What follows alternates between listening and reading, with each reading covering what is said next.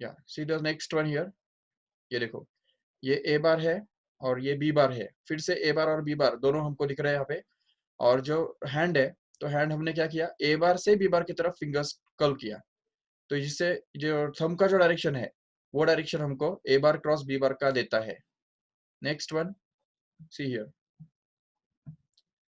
Again A bar is here and B bar is there. तो देखो यहाँ पे ये ए बार इस तरफ है और ये बी बार इस तरफ है, तो हमने क्या किया, ए बार से बी बार की तरफ फिंगर्स टर्न किए, जिससे हमको डायरेक्शन जो है थंब का वो आउटवर्ड डायरेक्शन में मिल रहा है, और इसलिए ये जो ए बार क्रॉस बी बार जो है वो आउटवर्ड रहेगा। Next one, once again we can see the same thing, that is a bar cross b bar is going to be outwards. Okay, next one, again a bar is downwards and b bar is rightwards, so a bar cross b bar will be outwards once again. Next is again, अब देखो ठीक से, A बार इस तरफ है B bar उस तरफ है दिख रहा है, तो फिर से हमने क्या किया, ए बार से बी बार की तरफ फिंगर्स टर्न किए, जिससे हमको ए बार क्रॉस बी बार का जो डायरेक्शन है वो आउटवर्ड डायरेक्शन में मिल गया। नेक्स्ट वन, अभी देखो अभी थोड़ा अलग हो गया, देखो ए बार जो है वो इस तरफ है, दिख रहा है ठीक से, A bar is vertical along y axis and b bar is along x axis here. So in order to find out the a bar cross b bar, we have to turn the fingers from a bar to b bar, and then we'll get the direction of a bar cross b bar, which is going to be inwards into the board, or we can say plane of this figure. तो इस जिस plane में ये figure है, तो उससे अंदर की तरफ ये डायग्राम ये डायरेक्शन बनता है ए बार क्रॉस बी बार का। ठीक है, so same thing happens here also. See here, A bar and B bar are directed in this way. So A bar cross B bar will be directed inwards and so on like that. तो ये जो सब है, तो इससे हमको पता चलता है कि A bar cross B bar का जो डायरेक्शन है वो हमेशा इनवर्ड और आउटवर्ड हुआ करता है, जो कि उस प्लेन को परपेंडिकुलर हुआ करता है। ठीक है, तो ये तो हो गया, चलो ए बार क्रॉस बी बार का जो हमने लास्ट टाइम देखा था डेफिनेशन, और उसको सॉल्व करने का जो तरीका है वो भी हमने लास्ट एक लेक्चर में देखा था। अभी हम देखेंगे उसके applications. Let us see the applications of cross product. So let us go to the board once again, see here. So will see what are the applications of cross product of two vectors.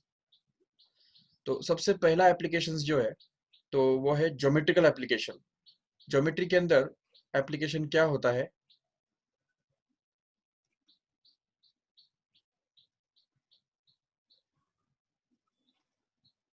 देखो ठीक से, geometrical applications.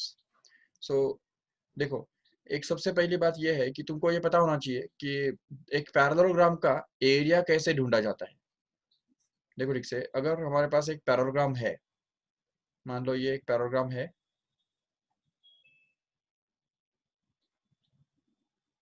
ठीक है, और इसका हमको area ढूंढना है।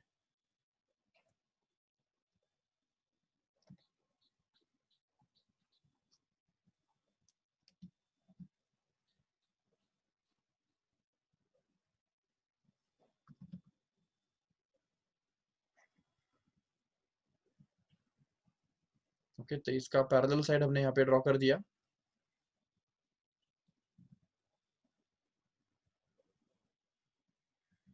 ओके, और इसका जो पैरेलल साइड है,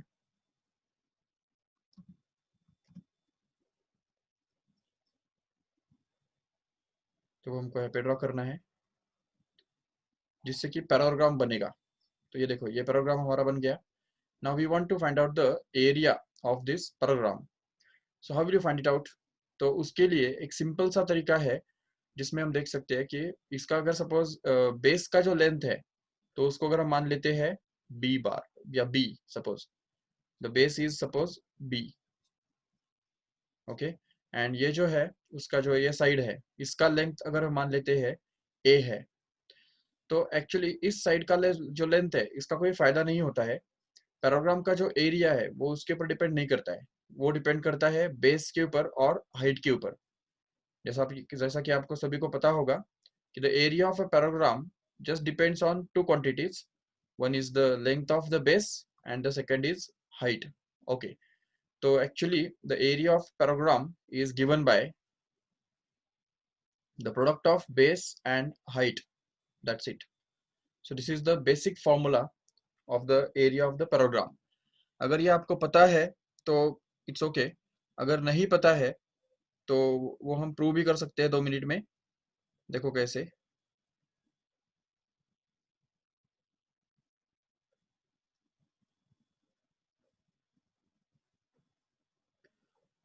उसके लिए हम एक पैराग्राम ड्रॉ करेंगे. ठीक है, ये सपोज पैराग्राम है हमारे पास. इसका एरिया सपोज हमको निकालना है. तो उसके लिए देखो ठीक से, अगर इस पैराग्राम को अगर हम यहाँ से कट करेंगे, कर सकते हो ठीक से. ये देखो यहाँ से अगर सपोज हम इसको कट कर देंगे, ये पूरा जो पार्ट है इसका वो हमने सपोज कट किया, और अगर ये पार्ट उठा के अगर हमने कट करके अगर इस तरफ अगर चिपका दिया, ये देखो ये पार्ट हमने इधर से कट कर दिया और इधर पे चिपका दिया इस तरह से. तो ये जो एक रेक्टेंगल बन गया. अब देखो ये तो हमने कट कर दिया ना, तो इसलिए ये पार्ट जो है वो अभी इस पैराग्राम का पार्ट नहीं है, क्योंकि ये जो कट पार्ट है वो इधर चला गया, ये साइड में हमने उसको जाके चिपका दिया और एग्जैक्टली वो फिट बैठ जाएगा बिल्कुल, जिसकी वजह से ये इतना ही पार्ट हमको मिलेगा जो हम देख सकते हैं आराम से. ये वाला जो पार्ट है, this is the part of rectangle, and this rectangle will have some area which can be easily found out because its breadth can be written to be b and its height can be written as h. तो अगर इसका ba और h हमने height और length बोला है, तो इसका जो एरिया है वो एरिया क्या बनेगा, सिंपली हम बोल सकते हैं यहाँ पे कि b इंटू एच के बराबर बनेगा. ये सिंपल सी बात जो है वो हमको समझनी है अच्छी तरह से. लेकिन अभी इसमें यहाँ पे जो बेस है, ये बेस तो यहाँ पे ये है b करके, और यहाँ पे जो इस रेक्टेंगल का जो ब्रेड्थ है, ब्रेड्थ, तो ये रेक्टेंगल का ब्रेड्थ माना इस पैराग्राम के लिए क्या है, तो इस पैराग्राम के लिए वो हाइट है, हाइट h. इसीलिए हम देख सकते हैं कि the area of parallelogram is always same as the area of rectangle whose length is same as the base and whose breadth is same as the height of that paragram. So that's why we can see that this is going to be the formula for area of paragram. Remember. Okay, now we'll see the next thing here. तो अब यहाँ पे अगर हमने area तो निकाल लिया parallelogram का, it is going to be b into H, no doubt. Now सी,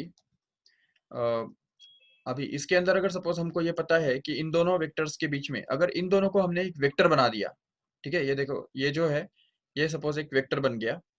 मान लो ये एक वेक्टर है, इसको हमने बोल दिया b बार. ओके, तो उसका जो लेंथ है उसको हम क्या बोलेंगे, मॉड ऑफ b बार बोलना पड़ेगा बिल्कुल. So this is going to be mod of b bar. Okay, no doubt. Then again this vector is going to be actually a bar here. ये जो है ये a बार बन रहा है, तो इसलिए इसकी वजह से यहाँ पे हमको मिलता है मॉड ऑफ a बार. इसका जो लेंथ है इसको हम बोल सकते हैं mod of a bar. Okay, but now if suppose these two vectors are inclined at an angle theta here, तो अगर यहाँ पे दो वेक्टर्स जो है वो थीटा एंगल पे इंक्लाइंट है, तो इतनी ये एक तो बात हमको पता है ऑलरेडी कि दो वेक्टर्स का जो वेक्टर प्रोडक्ट है तो वो कैसे डिफाइन किया जाता है. So we know that a bar cross b bar is defined as a new vector whose magnitude is actually equal to the product of magnitude of the two vectors and sine of angle between them. ये तो basic बात है जो हमको already पता है. हमने last lecture में ये देखा है कि the cross product of two vectors is defined like this. So this is the definition of cross product. Okay, but now how can we use this here? तो उसके लिए देखा जाता है कि ये जो डेफिनेशन है एरिया का, तो ये हमको यूज करना है. लेकिन इसमें ये जो b है, इस b को हम मॉड ऑफ b बार लिख सकते हैं, नो डाउट. लेकिन इस h का क्या करें, h को कैसे एक्सप्रेस करें, तो उसके लिए हम ये देखेंगे इस ट्राइंगल के अंदर. ये ट्राइंगल दिख रहा है, ये जो ट्राइंगल है छोटा वाला, तो इस ट्राइंगल के अंदर देख सकते हो इस थीटा के अपोजिट वाला जो साइड है वो h है, और उसका जो हाइपोटेनियस है वो मॉड ऑफ a बार है, राइट. तो इसलिए हम अगर यहाँ पे इस ट्राइंगल के अंदर अगर साइन थीटा का अगर डेफिनेशन यूज करते हैं, तो what is sine theta? We know that sine theta is actually equal to opposite side upon adjacent one, sorry, hypotenuse here. The opposite side is h and hypotenuse is mod of a bar, so we can just write it as h upon mod of a bar. Okay, and hence we can get this as h is equal to, इसको अगर थोड़ा rearrange करेंगे ना तो इस mod of a bar को अगर इस तरफ लेके जाएंगे तो हमको वो मिल जाएगा h is equal to mod of a bar into sin theta. Correct है? तो ये हमको मिल गया h का value.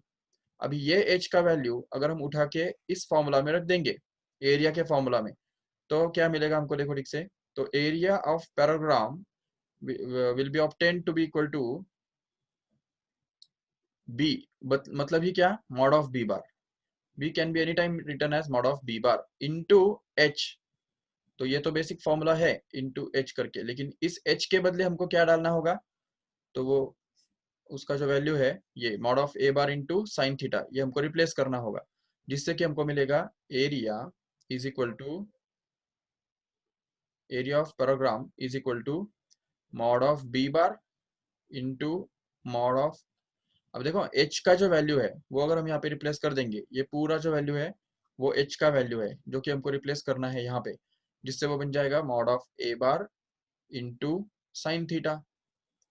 Okay, and now if we just simplify this till further, then अभी इसमें इस ब्रैकेट के अंदर जो है वो तो प्रोडक्ट है इन दो नंबर्स का, तो ये ब्रैकेट होके भी ना के बराबर है, तो इसलिए इसको हम ऐसा लिख सकते हैं सीधा, mod of b bar into mod of a bar into sign of angle theta. Correct है? तो ये हमारा सिंपल फॉर्मूला बन गया, जिसको कि हम थोड़ा शफल करके ऐसा भी लिख सकते हैं आराम से कि simply mod of a bar into mod of b bar into sign of theta, that's it. And we already know that this mod of a bar into mod of b bar into sin theta is nothing but the cross product of the two vectors. ये देखो यहाँ पे, ये जो हमने अभी देखा था कि cross product of two vectors is defined like this, so can't we replace it back, and hence we can say that the area of any parallelogram, कोई भी पैराग्राम जो होता है तो उसका एरिया हमको कैसे मिलेगा? तो उसके लिए सिंपली हमको उस पैराग्राम के दो साइड्स जो होते हैं तो उनको अगर वेक्टर फॉर्म में अगर एक्सप्रेस किया हुआ है तो उनका क्रॉस प्रोडक्ट लेके उसका मैग्नीट्यूड निकालना होता है। That's it. So this is going to be the simple formula for finding the area of paragram. Remember, so the area of paragram is always going to be equal to a bar, mod of a bar cross b bar. This is the formula for area of paragram. Once you get the area of paragram, we can also find out the area of a triangle also. See, because triangle का जो area है, suppose we want to find out the area of a triangle. मान लो ये एक triangle हमारे पास है, उसका एरिया हमको निकालना है।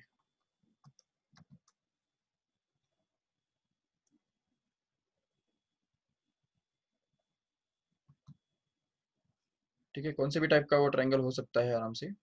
चलो ठीक है, this is going to be the triangle whose two sides can be represented as vectors. Suppose this side is represented as b bar, and suppose this side, another side is represented as a bar, vector a bar. Okay, and suppose theta is going to be the angle between them. Then we can say that the area of this triangle can be found out. See, क्योंकि हमको ये पता है already कि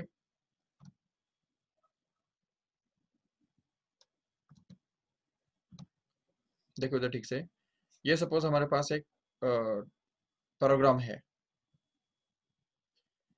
ये चलो एक simple सी बात है कि अगर ये ट्रायंगल है तो इस ट्रायंगल का एरिया हमको निकालना है। ठीक है, तो उसके लिए हम क्या करेंगे? देखो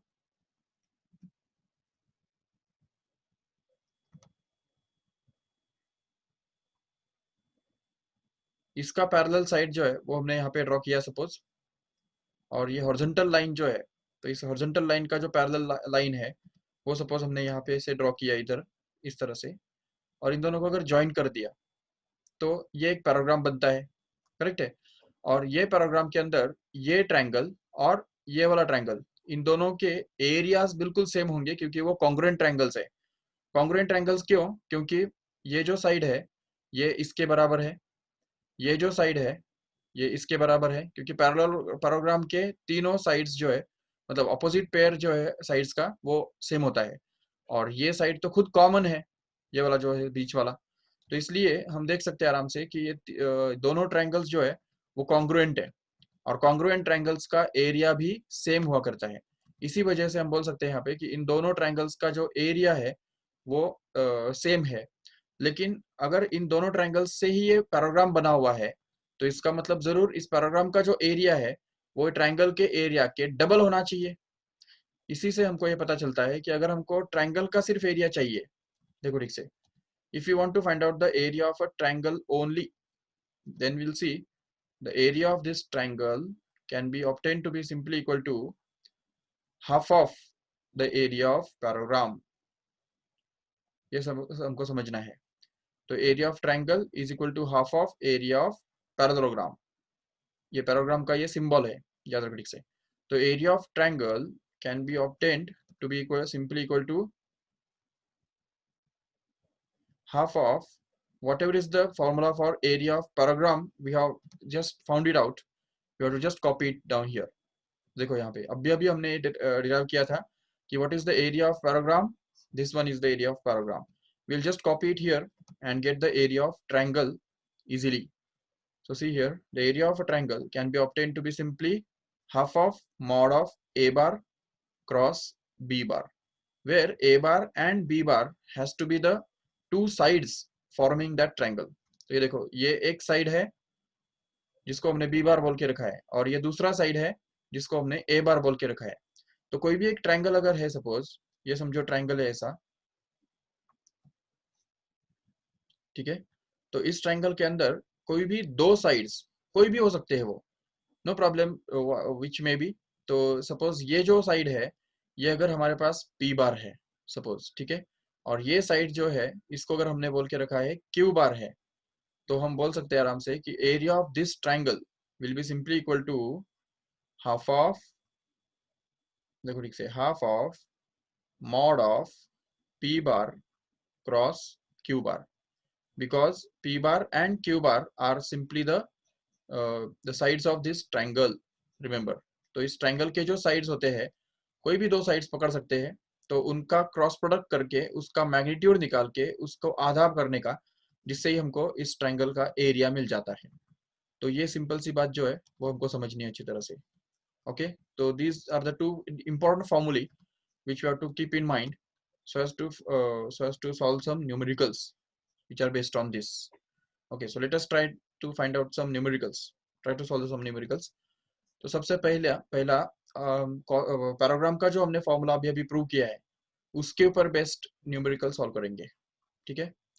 तो देखो ठीक से, क्वेश्चन ऐसा है कि find the area of a parallelogram whose sides are represented by the vectors a bar, that is I bar plus 2j bar minus 4k bar, and the another vector, another side of this paragram is given by the another vector b bar, which is expressed as 3i bar minus j bar plus k bar। Okay, so these are the two vectors, right? So we want to find out the area of this paragram। Okay, question is that find the area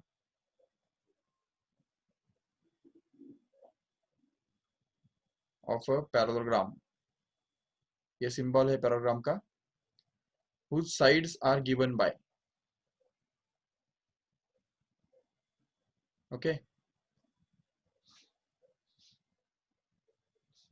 ठीक है। तो अभी देखो, सबसे पहले हमको क्या करना है एरिया निकालने के लिए। तो देखो सबसे पहले हमको ए बार क्रॉस बी बार ढूंढना होगा। So let us try to find out A bar cross B bar. We know already how to find out this A bar cross B bar by using the determinant. Okay, so determinant जो है वो हमको ढूंढना पड़ेगा। तो let us try to find it out. तो इस determinant के अंदर सबसे पहला जो रो है वो आएगा आई बार, जे बार एंड के बार। सेकेंड रो जो है वो ए बार के जो कोएफिशिएंट्स है, ए बार के अंदर जो आई बार, जे बार और के बार के जो कोएफिशिएंट्स है, तो वो यहाँ पे आ जाएंगे, जो कि 1, 2 और -4 है। फिर इधर 3, -1 और 1, ये आ जाएगा सिंपली। और अभी इसको अगर हम ओपन करेंगे, डिटर्मिनेंट को अगर सॉल्व करेंगे, तो हमको मिलेगा आई बार। अभी बताओ आई बार के साथ क्या, कौन सा प्रोडक्ट आएगा? तो देख सकते हैं ठीक से, 2 into 1 which is 2 here, right, minus, here it is -4 into -1 which is 4 here, right? So this is going to be 4. Okay, minus j bar, don't forget this minus sign. Okay, and then in the bracket, तो bracket के अंदर क्या आएगा, जिस रो में और column में ये जे बार है वो हमको डिलीट करना होता है, याद है ना कल का? तो इसमें हम क्या क्या करेंगे, देखो ठीक से, ये जो 1 है, 1 multiplied by 1 here, so 1 into 1 कितना हो गया? तो देखो ये प्रोडक्ट करना है हमको, 1 into 1 एंड -3 into 4, ये प्रोडक्ट ढूंढ के निकालो कितना आ रहा है। तो वो हमको मिल रहा है 1 into 1 is 1 only, minus sign बीच में, और यहाँ पे -4 into 3, it comes out to be -12. Okay, then bracket closed, plus k bar. K bar is accompanied with the determinant. Now this determinant will be obtained by just cross multiplication of this 1 into 1 minus 2 into 3, correct hai?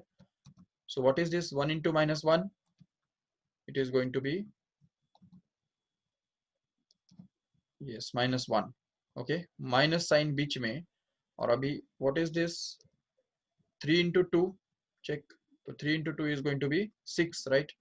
And that's why we can get this as 6 here, and then we can just solve this further and get this as I bar into, what is this, 2 minus 4, so it becomes 2 minus 4 minus j bar into, what is this inside, 1 plus 12, right?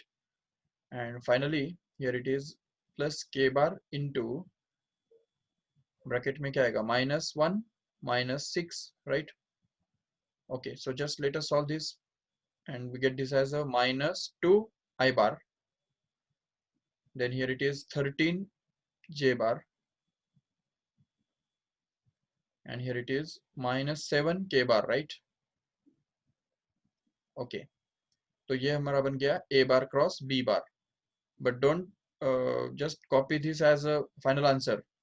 Don't assume that this is the final answer. Actually we want to find out mod of a bar cross b bar, right? So what is mod of a bar cross b bar? तो mod of a bar cross b bar से हमारा मतलब है, तो जो root of ये तीनों का जो सम ऑफ स्क्वायर होता है, तो उसका हमको सम करना है। ये तीनों कोएफिशिएंट्स जो है, आई बार, जे बार, के बार, इन तीनों का सम करना है, स्क्वायर स्क्वायर का सम करना है।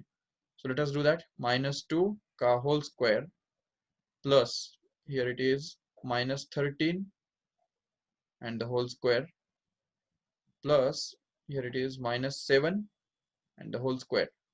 Okay, just find this out, and what we get here is simply root of, what is this, 4 plus 169 plus 49, and if we add this up, we can simply get it as, करो addition कितना आता है,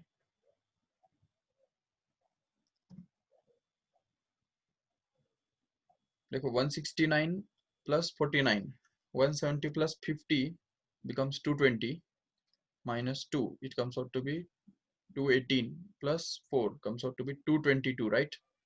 So this is actually going to be the final answer, 222, root 222. This is the area in square units, that's it. Okay, तो इस तरह से हम area निकाल सकते हैं आराम से। और अगर ट्रायंगल का पूछा जाए, तो ट्रायंगल के लिए भी अगर दो साइड्स दिए हैं, तो सीधी बात है, हम क्या करेंगे, ट्रायंगल के भी दो साइड्स का ऐसा ही हम क्रॉस प्रोडक्ट निकालेंगे और उसका मैग्नीट्यूड निकालेंगे, और सिर्फ लास्ट में हमको जो भी आंसर आएगा उसका आधा करना होगा, बस खत्म। तो जैसे हम वो हाफ कर देंगे, तो वो हमको एरिया मिल जाएगा उस ट्रायंगल का। तो ट्रायंगल का एरिया और पैराग्राम का एरिया, उनके दोनों के फॉर्मूला में ही देखो क्या डिफरेंस है।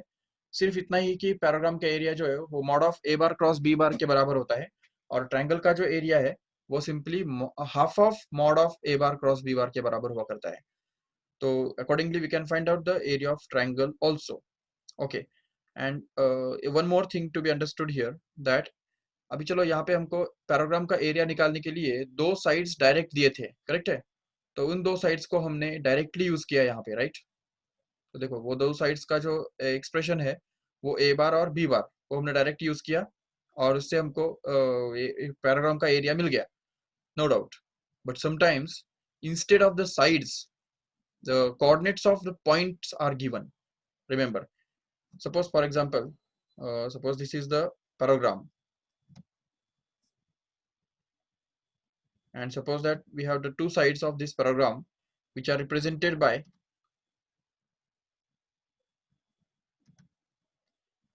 okay, this first side is represented by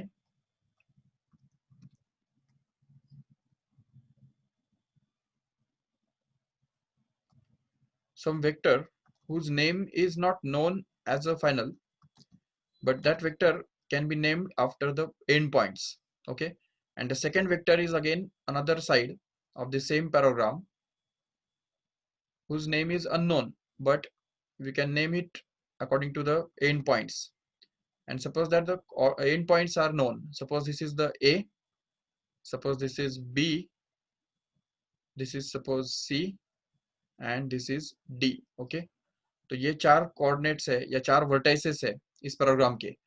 ठीक है, तो अभी यहाँ पे अगर ए के कोऑर्डिनेट्स हमको पता है, suppose coordinates of A are going to be 1,1,1. Okay, and suppose B has the coordinates like 5, 6, 8. Okay, and suppose this C is going to be having the coordinates like suppose 4, 7 and 9. Okay, so these are the coordinates of these 3 points A, B and C respectively. Now how we are going to find out the area of this parallelogram here? तो इस पैराग्राम का area कैसे ढूंढ के निकालेंगे?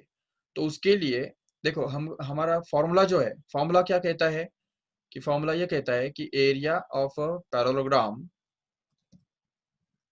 Okay, the area of a parallelogram is always going to be equal to half of, sorry parallelogram है ना, तो simply it is going to be half mod of A bar cross B bar.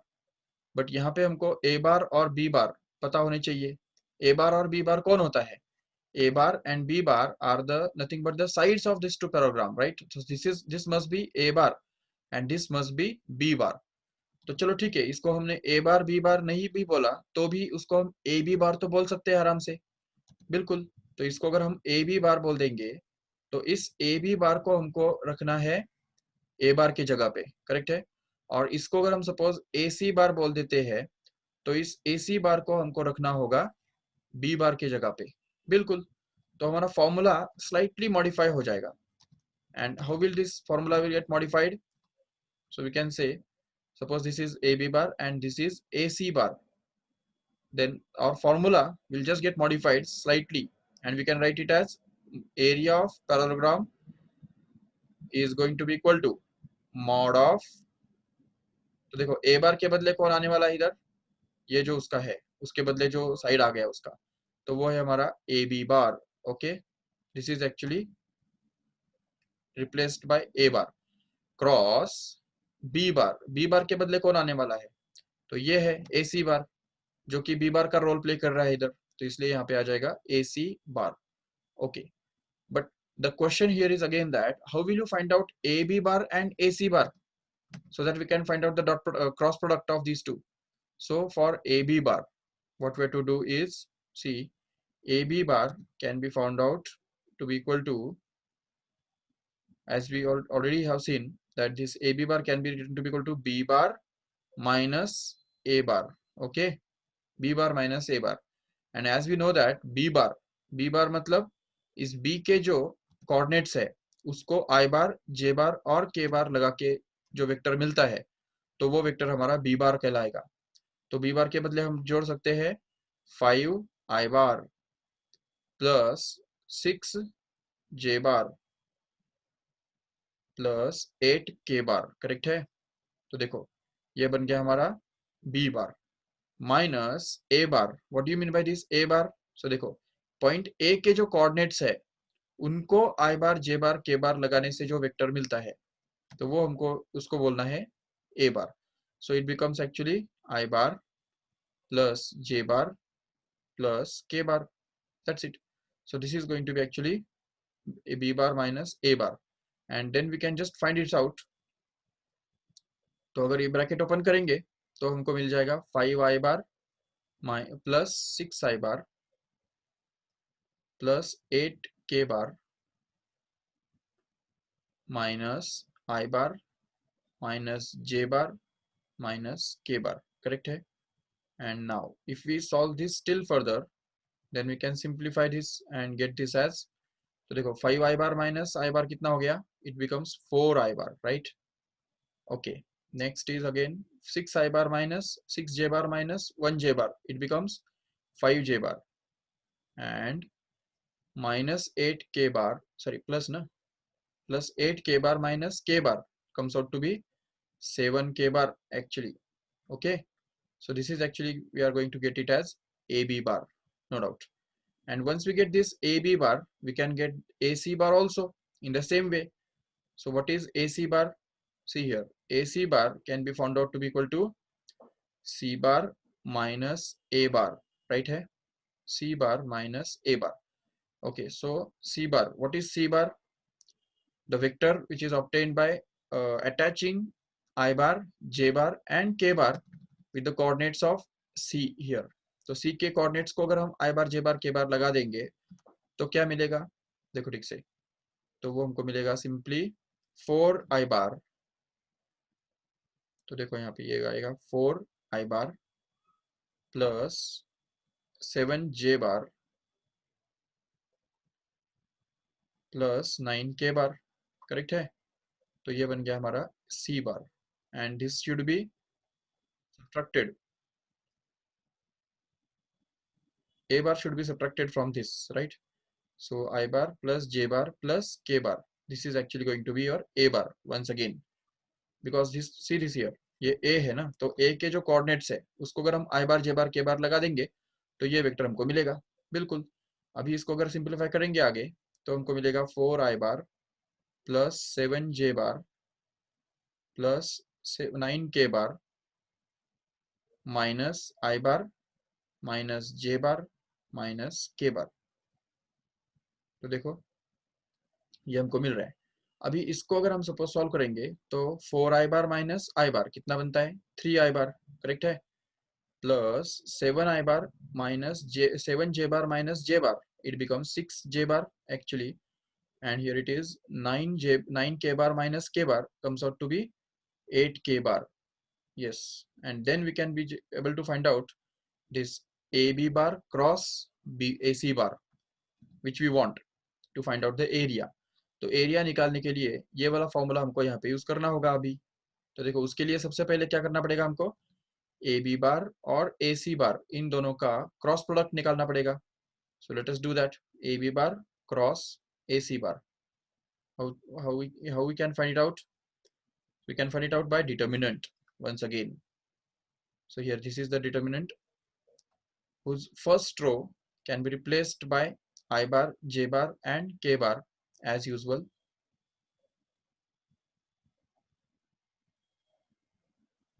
Okay, and second row can be replaced by the coefficients of AB bar, sorry, coefficients of I bar, J bar and K bar in AB bar here. Okay, so here it is going to be 4, 5 and 7. चलो ठीक है, ये 4, 5 and 7, no doubt. Then again AC bar के अंदर जो coefficients है I bar, J bar और K bar के, वो हमको रिप्लेस करने हैं थर्ड रो के अंदर जो कि 3, 6 और 8 है। तो ये बन गया 3, इधर 6 और 8, that's it। and if we solve this determinant then we can get actually the uh,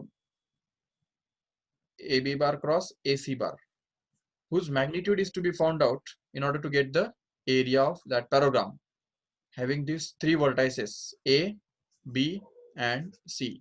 Remember. चलो ठीक है. So what will be with I bar? तो I bar के साथ कौन सा डिटरमिनेंट बनेगा? तो देखो I bar के साथ डिटरमिनेंट जो बनेगा माइनस J bar के साथ और एक डिटरमिनेंट जाएगा और K bar के साथ और एक डिटरमिनेंट बनेगा.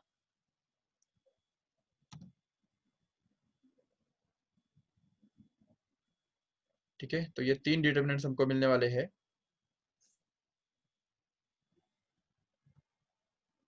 Okay, so see here the first I bar के साथ कौन सा डिटरमिनेंट बनता है? जो आई बार और का जो रो और कॉलम डिलीट करके मिलता है, ये वाला डिटरमिनेंट हम यहाँ पे डाल देंगे जिससे हमको मिलेगा. देखो ठीक से. So it is going to be 5, 6, 7 and 8. Okay, J bar के साथ कौन सा आएगा? तो जे बार जिस रो और जिस कॉलम में है वो कॉलम डिलीट करने से 4, 3 और 7, 8 ये दो हमको मिलते हैं. तो इससे हमको मिलेगा 4, 3, 7, 8. ओके, और के बार के साथ जो डिटरमिनेंट आएगा वो मिलेगा हमको के बार वाला रो और के बार का कॉलम डिलीट करने से. तो जो बचता है वो है 4, 3, 5, 6. Okay, so it is 4, 3, 5, 6. You can just copy it down here. 4, 3, 5 and 6. Okay, now just try to solve this further and get it as I bar multiplied with a bracket in which the cross multiplication will be there. So ये cross multiplication में 5, 8 और 6, 7 इन दोनों का cross multiplication करके subtract करो उसको, तो वो हमको मिलेगा 5, 8 जा 40 माइनस 6, 7 जा 42. Okay, next is J bar into 4, 8 जा 32 minus 3, 7 जा 21. Next is K bar into what is this 4, 6 जा 24 minus 3, 5 जा 15. Okay, just try to solve this till further and get this as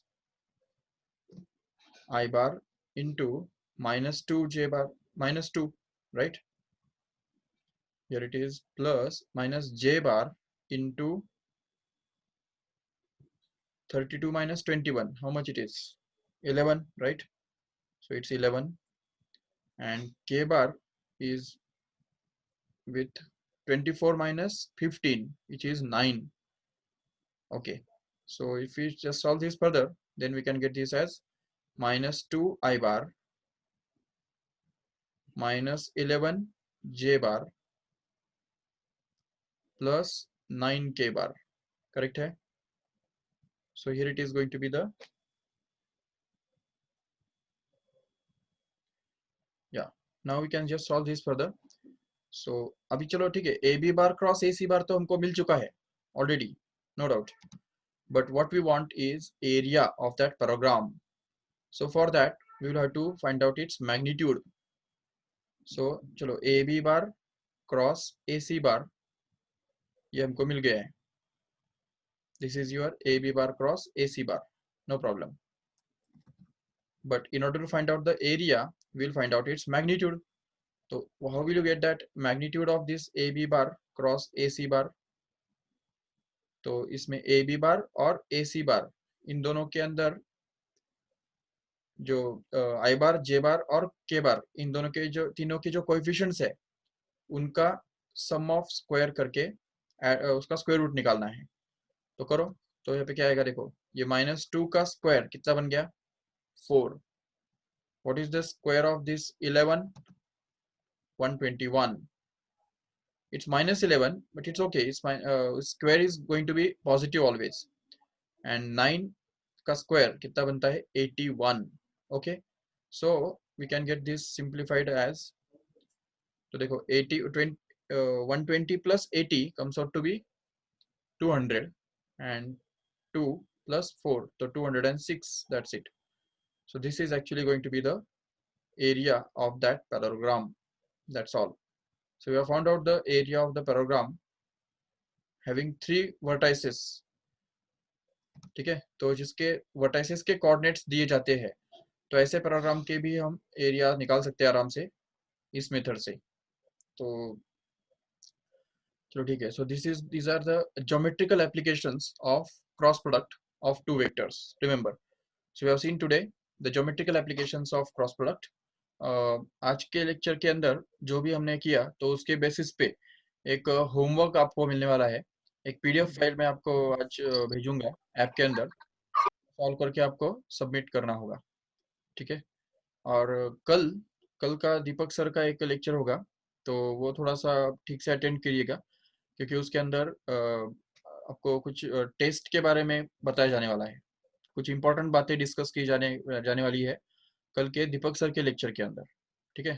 तो इन tomorrow's Deepak सर's lecture we'll discuss some important things about test and homework, how to submit the homework, how to write the homework, how to create the pdf file। तो उसका एक demo भी आपको दिया जाएगा, और उसके बारे में और जो भी आपके क्वेश्चंस है, तो वो भी आपके सॉल्व किए जाएंगे। और थोड़ा असेसमेंट का जो और फीडबैक जो है, असेसमेंट जो है वो थोड़ा सा और स्ट्रॉन्ग करने का थोड़ा सा कल का लेक्चर के अंदर प्लानिंग होगा। ठीक है। तो एक कल का लेक्चर दीपक सर के जो लेक्चर के अंदर एक शॉर्ट मीटिंग ही होगा एक्चुअली। ठीक है। उसके अंदर आपको आपको भी बोलने के लिए चांस होगा, तो थोड़ा सोच के रखिए। आप भी, आपको अगर कुछ जो भी बोलना है या कुछ बताना है कुछ चीज़ें, तो आप बता सकते हैं कल के लेक्चर में। ठीक है। So that's all from my side in today's lecture.